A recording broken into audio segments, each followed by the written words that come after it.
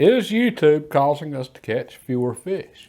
Is the nature of the technology itself, is that making us worse at fishing?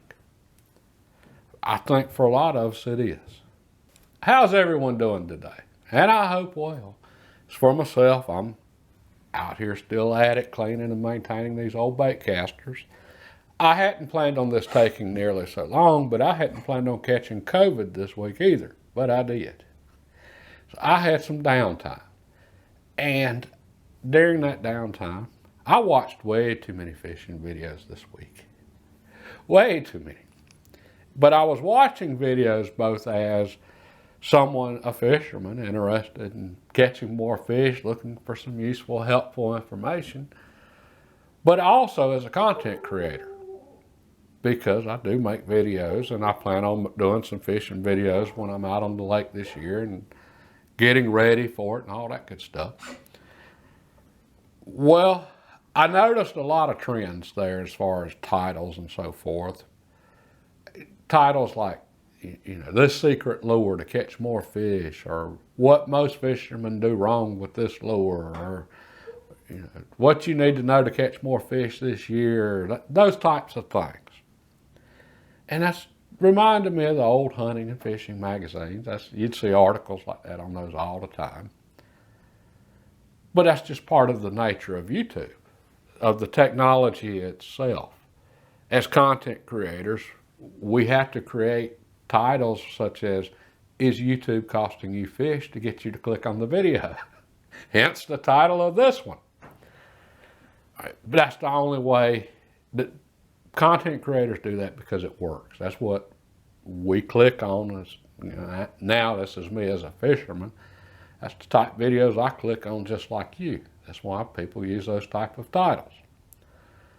The problem is the nature of the technology itself, YouTube. All right, we're looking for those pieces of information that are going to help us. We want relevant, current, up-to-date information. This has become a news source for a lot of us.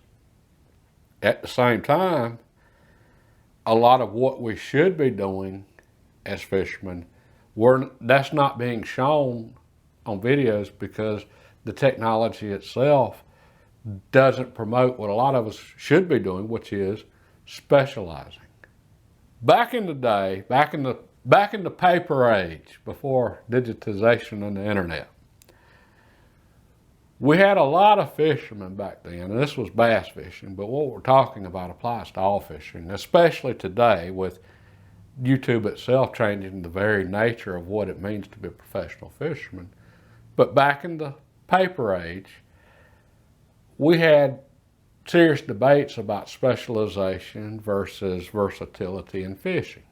So there were a lot of pros, bass fishermen, tournament fishermen, that were famous for specializing in a particular technique or lure. Then at the same time, you had a lot of them that were famous for being more versatile. Okay, we don't hear that conversation anymore. I did a search on YouTube. I was curious as to, what that conversation, I really didn't find anything. Today, everything is versatility. There's specialization. I don't think specialization can exist in this technology, because with the nature of YouTube, to do a successful channel, all right, first thing, you need a defined area of expertise or topic. In my case, I was doing pretty well with hunting and firearms being my strength. So most of you that watch this channel, that's what you're here to see, or would be the firearms content. All right, now I'm trying to branch out and do some fishing, which the reason for that is because for me personally, like so many of you, I have a job, I work, and I don't have time to work, make videos, and then do things I enjoy. So if I'm going to work and make videos, I have to make videos on the things I'm actually doing at the time. And I'm getting ready for fishing this year. If I want to be able to go fishing, then I just have to make videos on getting ready to go fishing, because that is what I'm doing. I don't have time to do videos on firearms content and hunting, and then try to get ready to go fishing all at the same time. I can't. So for me, deciding what content to do videos on is pretty easy. My channel's suffering as a result as far as views, which that's okay. It's just part of it. And eventually, I think adding fishing content to this channel will make this a more rounded channel to go along with the hunting content in the fall and late summer and so forth, and then the firearms. I think it's going to be a good thing long term, but short term, it's going to hurt me in views. Right, so to do a successful channel, though, you need a specific topic. And then you need to cover absolutely every detail imaginable about that topic. So for fishing, if I were going to do a dedicated fishing channel, I'd want to cover every single lure. I'd probably would want to specialize in one type of fish, bass, crappie, or crappie for some of you. Or for some of you in Tennessee, speckled perch. Or for brim fishing, shell crackers, catfish. I'd probably want to specialize in a type of fish, and then I'd want to hammer on every single technique, equipment, electronics, everything related to that topic. Okay, and we can see this in most fishing channels. Well, that's just the nature of YouTube. That's how YouTube works. Okay, just the structure of it drives that. And as a result, the whole concept of specialization doesn't really exist anymore, because you couldn't do a channel now and specialize in one type of fishing. It's just going to get old. You know, nobody wants to see me go out there with a black 10-inch worm and that's all I fish every time I go fishing. About the 5th trip, y'all going to get tired of seeing a black, whatever worm. You're going to want to see a spinnerbait or something. Okay, so there's that whole need to come up with new content. And that's what drives a lot of us out there. And that's what we all want to see. We want to see that new content. We want to see that latest and greatest cutting edge, whatever. But that's not necessarily what's going to help us catch fish. And this is where I think specialization comes in. Most of us, despite watching the latest and greatest videos and keeping up with all the latest and greatest lures, techniques, and electronics, and being just on that cutting edge, it doesn't change the fact that we still don't have much time to fish or hunt or firearms or any of the things we love to do. Most of us have jobs. Most of us have obligations besides just work and fishing. And at the end of the day, we don't have much time to actually spend on the water. For myself, I've got roughly one day a week I can go fishing, hunting, or do whatever I want. Saturdays, which is why all of my videos are made on Saturday, which is why my videos are on whatever I'm doing. All right, so I've got one day a week. That's for fishing. That gives me 4 days a month. All right, now you factor in bad weather, okay, maybe 3 days a month. That's not a lot of time on the water. I'll do more fishing at certain times, like when the weather's really nice, springtime when the fish are really biting. I'll take some days from work and do some more fishing then than normal. But for the most part, average month, 3 days. Okay, that's not enough time for me to get good with 100 different lures and 100 different techniques. Well, that's where the specialization comes in. I can get pretty decent with 2 or 3 lures and techniques fishing only 3 or 4 days a month, or maybe a trip here and there in the afternoon or something. So yeah, I can get pretty decent with 2 or 3. And about the time I really start to get good with those, the season's going to change, the fish are going to change, and then I'm going to be starting back over at scratch, trying to come up with, something else to catch fish on. But for a certain window there, it's going to remain stable enough that I'll be able to figure out some things with just a couple of lures and techniques and catch some fish.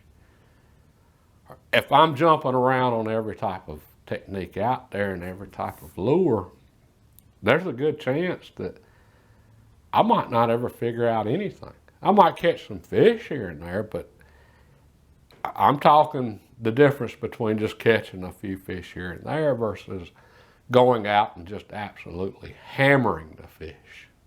Specialization doesn't always work.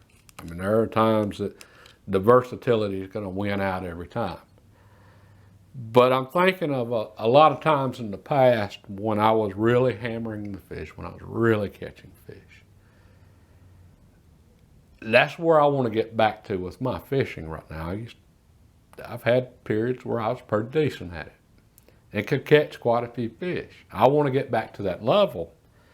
But when I think about those trips where I was really just hammering the fish, I wasn't going out there with a half dozen or a dozen rod and reels with a dozen different lures tied on.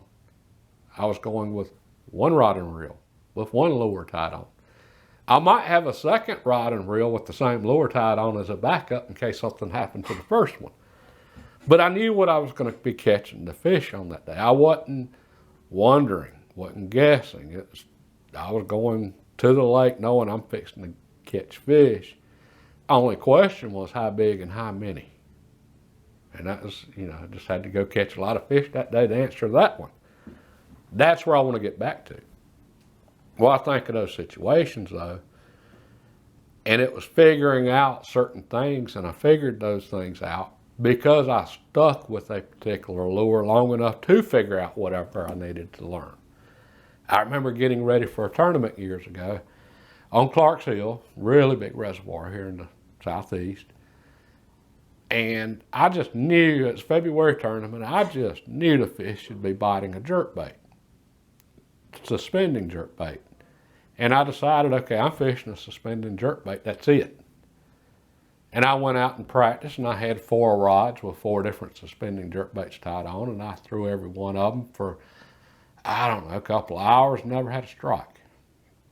So then I sat down, I cut off all 4 of those, and I tied on 4 more. And I threw every one of those until I got to the very last one, and it was a blue jerkbait. And the reason I hadn't already thrown that is because I absolutely hate blue as a color for a fishing lure. I've never caught anything to speak of on anything colored blue. First cast, I caught a fish. And then I started catching more fish. And then I just proceeded to absolutely hammer the fish on that blue suspending jerkbait. And then that was in one particular area. Well, then I started catching them in every area I went to, all over that lake on that blue suspending jerkbait, be it clear water, further up the lake, muddy water, it didn't matter. I hammered them on that blue suspending jerkbait. Had I not stuck with that, had I not just decided I'm just fishing these and I'm going to stick with these no matter what, and I'm going to learn this lure, I'd have never figured that out. If I'd have jumped technique to technique to technique, this hot color to this hot color to this hot color, one of them might have worked. Very possible. But I can't imagine any of them working as well as that particular blue suspending jerkbait did. I did pick what the correct lure was for that bite at that time on that lake. It was just a matter of finding the color and size that they wanted. Once I found it, it was on then, but if it wasn't that exact one, I wasn't getting bit. And I've seen so many instances like that in the past where you had to figure some things out to make something work. I got on a floating worm bite one year. Me and my friend Joey, we were catching them. We finally had that dialed in to the point that the cloud could go in front of the sun and I knew to swap colors to this color. Literally. If you didn't swap colors though, when that cloud went in front of the sun, you didn't catch a fish. And if you didn't change back when that sun came out from behind that cloud, you didn't catch a fish. And a really good friend of ours that was fishing the same lake at the same time kept asking us, how are y'all catching so many fish? I told him, floating worm. I wanted to see him catch fish too. He thought I was lying to him. He had thrown a floating worm. He couldn't get a bite. Carried him out. And then, I forget it, in an hour's time, 40 minutes, something like that, we caught, I don't know, 20 or 30 fish or something like that. It was a bunch. In a very short window of time. All right, well, he had thrown a floating worm previous that week. I'd told him that's what we're catching them on. And him knowing we're catching on, or at least thinking that, he threw it and couldn't get a bite. That's because he hadn't figured all the rest out. And then as soon as, showed him the rest, okay, well, he caught fish. That's the thing about specializing though. If I had done exactly what he did, which was jump all over the place with 100 different lures and techniques, instead of sticking with one, I wouldn't have caught no fish. And I don't think it necessarily matters all that much on what lure and technique you go with there. That particular week with that particular floating worm bite, there's probably, I don't know, a dozen completely different lures that could have caught those same fish. But then you still would have had to figure it out, those as well. So yes, I think because of the nature of YouTube itself and the technology, that it's actually costing a lot of us fish. We look and we see all of these people using all of these techniques, and we think of those as different tools to put in our arsenals for specific situations that we can employ when we go fishing to help us catch more fish. And there's a lot of truth to that. And a lot of you, your personality might just lend you to wanting to use a lot of different lures and techniques. We all have different personalities and different things work for each of us. But for most of us, I think we're so much better off just given our extremely limited time on the water. I think we're better off specializing and really figuring out those, just a couple of lures and techniques. And I think that's the big difference between really catching fish versus just catching some fish. And for me personally, as a YouTube creator, if I wanted a lot of views, matter of fact, this does make me ask myself a lot of questions as far as why am I fishing? What's the point of the channel here? Is it to get views, or am I going out there to catch fish for me personally this year? Those are two different things. If I want to be better at fishing for me personally and catch more fish, I'm going to specialize. I'm going to figure out those couple of techniques that get to the point where I can go out there and just absolutely hammer the fish with those, just catch them one after another. If my goal is to get views, well, that's entirely different. To get views, I would go out on a Saturday, I'd carry 6 different rods with 6 different lures, and I'd make 6 different videos on 6 different techniques and have a video for each technique, each lure. That's going to show up in search results. That's going to get views. That's people looking for that particular technique or lure or whatever. They're going to watch it. If it's a halfway decently done video, which it might not be, but still.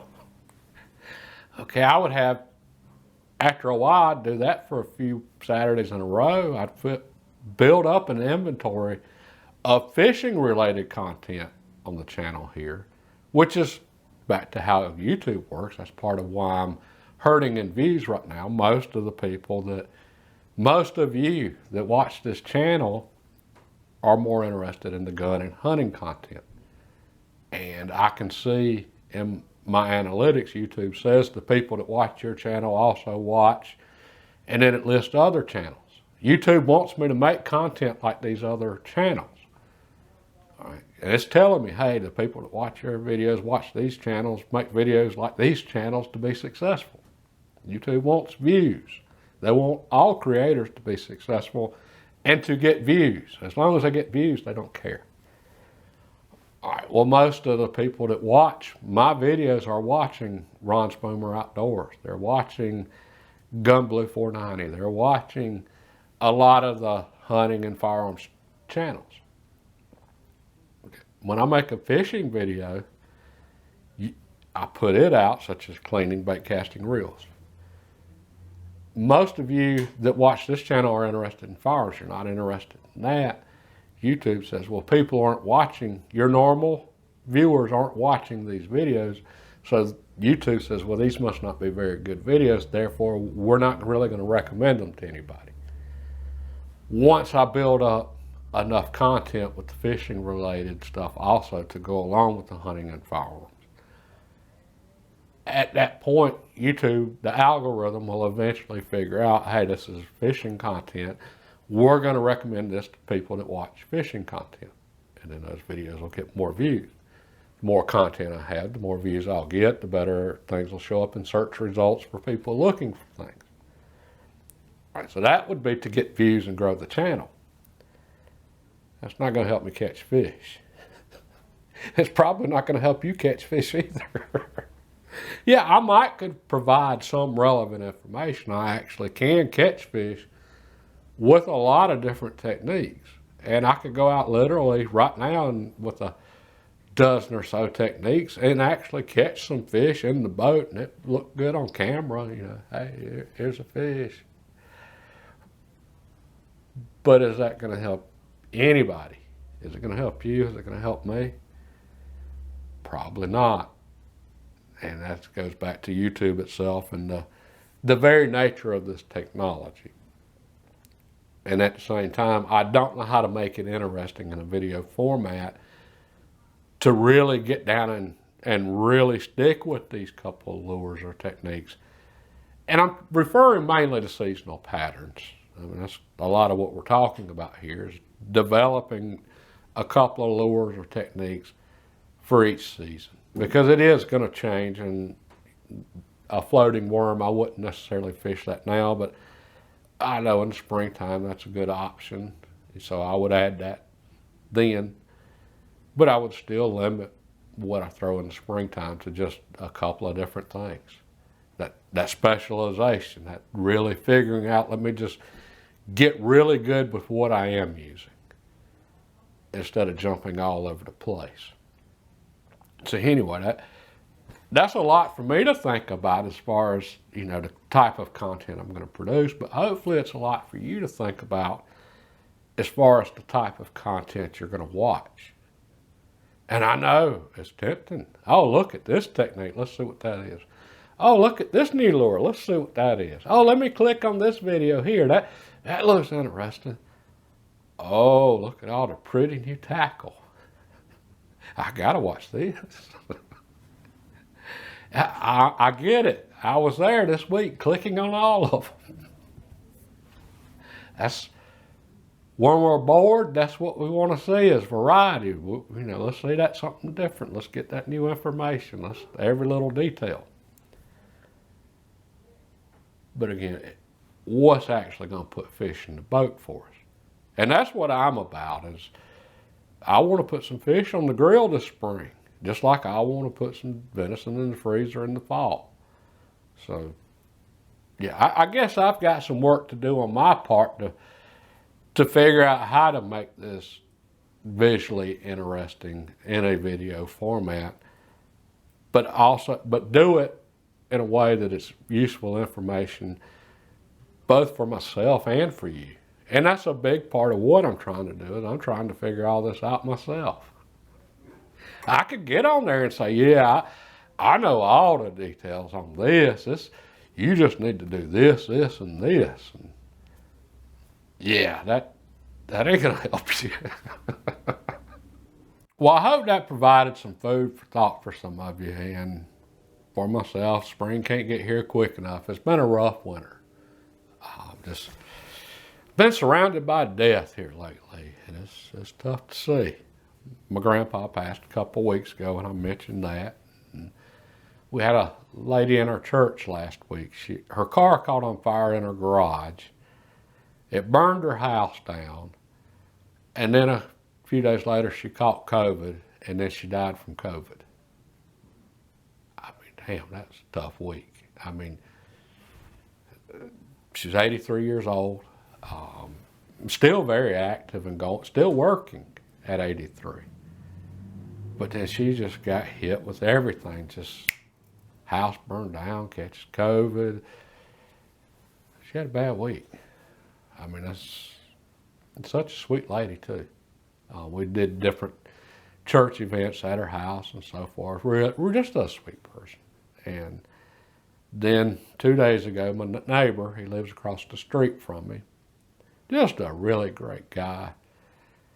He's got cancer, and the ambulance pulled up, and they loaded him on a gurney, and they were carrying him to hospice. And so I'm watching him pull off in the back of the ambulance, and knowing that's probably the last ride he'll take, at least alive.